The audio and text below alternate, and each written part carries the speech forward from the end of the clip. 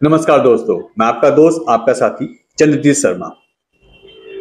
Delhi NCR के लिए एक बहुत ही भयानक, डरावनी और दुखद खबर है।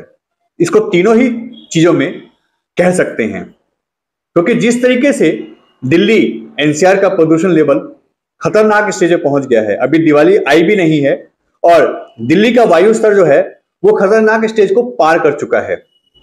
जबकि होता यह था कि दिवाली के बाद यह स्टेज आती थी। इसी को देखते हुए दिल्ली सरकार ने पहले ही ग्रैब सिस्टम लागू किया है। उसमें काफी सख्ती बरती गई है। दिल्ली में जो निर्माण हो कार्य चल रहे हैं उस पर सख्ती बरती गई है। जो कोयला या पराली या इन सब चीजों से जो धुआं निकलता है, जो वायु प्रदूषण होता है गाड़ियों से, उन सब पे काफी सख्ती बरती गई थी। मगर अब ग्रैब का दूसरा पार्ट भी लागू कर दिया गया है, जो सबसे ज्यादा खतरनाक स्टेज पे जब पहुंचती है वायु प्रदूषण तब लागू किया जाता है।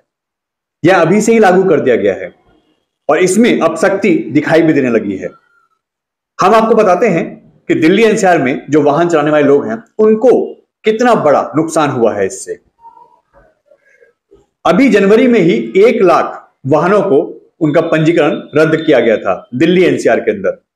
और यह वो वाहन थे जो 10 साल और 15 साल पुराने थे। 10 साल पुराने डीजल वाहन और 15 साल पुराने पेट्रोल वाहन। मगर अब इससे भी ऊपर एक कदम बढ़ाया गया है।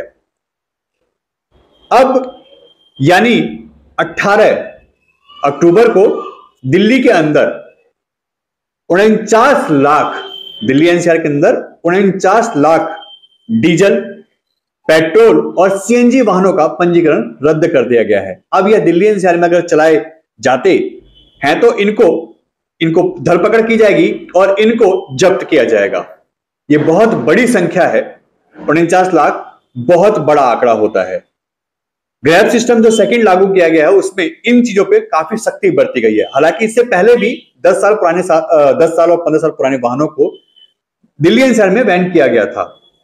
उस पर सख्ती बरती जा रही थी, मगर उन पे इतनी सख्ती अभी तक नहीं बरती गई थी। उनको दिल्ली से बाहर ट्रांसफर करने का या दिल्ली से बाहर बेचने का, एनओसी देने का ऐसा प्रोसीजर चल रहा था। इसमें सीएनजी इंक्लूड नहीं थी। सीएनजी वाहनों को फिर भी थोड़ी सी छूट दी जा रही थी, मगर अब ऐसा नहीं है। दिल्ली में, दिल्ली एनसीआर के अंदर पेट्रोल वाहन हो, डीजल वाहन हो या सीएनजी वाहन हो, सारी गाड़ियां जो 10 साल पुरानी हो चुकी हैं, 15 साल पुरानी हो चुकी हैं, उन सभी का पंजीकरण रद्द कर दिया गया है। अब ये वाहन नहीं चलेंगे।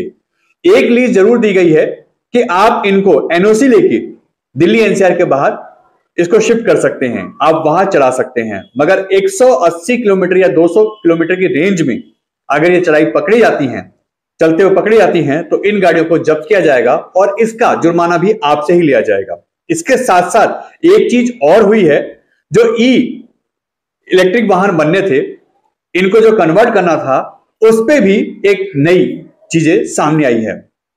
असल में हो यह रहा था कि दिल्ली सरकार हो, एनजीटी हो, इस पे वर्क कर रही थी। दिल्ली सरकार इनको कह रही थी कि हम दिल्ली में जो पेट्रोल वाहन है इसको इलेक्ट्रिक में कन्वर्ट करेंगे, मगर अभी उसमें काफी देरी होने वाली है, क्योंकि अभी तक कोई ऐसा फार्मूला तैयार ही नहीं हुआ है जिस प्लेटफॉर्म पे इनको चेंज किया जा सके। यानी इसमें बहुत लंबा प्रोसीजर अभी होना है और समय भी लंबा ही लगना है। तो ऐसे में अब इनको भी छूट के दायरे से दूर किया गया है। जब तक ये होगा तब तक इन वाहनों पर सख्ती बरती जाएगी। हमारा आपको सजेशन है, हमारी आपसे रिक्वेस्ट है कि इन वाहनों को, जिसके पास भी दिल्ली एनसीआर के अंदर 10 साल और 15 साल पुराने डीजल वाहन, पेट्रोल वाहन और सीएनजी वाहन है, उनको जल्द से जल्द दिल्ली एनसीआर से हटा लीजिए। उनको अपने जहां भी आपकी बात बनती है उनको सेल आउट कर दीजिए और एनओसी लेके उस एरिया में, उस दिल्ली एनसीआर के बाहर चलाइए। अदरवाइज दिल्ली में अगर पकड़ा जाता है आपका वाहन तो आपके ऊपर भारी जुर्माना होगा, स्क्रैप के पैसे भी आपको देने पड़ेंगे और साथ ही साथ गाड़ी आपकी जब्त की जाएगी। ऐसे में अगर 49 लाख वाहन एक साथ एक दिन के अंदर उसका पंजीकरण रद्द किया जाता है तो यह बहुत बड़ी संख्या है। और दिल्ली में जिस तरीके से खतरनाक स्टेज पे वायु प्रदूषण पहुंच चुका है, अभी से बुरा हाल हो गया है। अस्थमा के मरीजों को दिक्कत होने लगी है, बड़े बुजुर्ग या बीमार लोगों को अभी से सांस लेने में दिक्कत होने लगी है। तो आने वाले समय में और मुसीबत दिल्ली एनसीआर के लिए आने वाली है। इसी को देखते हुए दिल्ली सरकार ने फैसला लिया है कि 49 लाख वाहनों को उनका पंजीकरण रद्द किया जाएगा और इनको अब चलने की या इनको रोड पे आने की या किसी भी इमरजेंसी में इनको बाहर आने की परमिशन नहीं दी जाएगी। N Bharat TV, Delhi.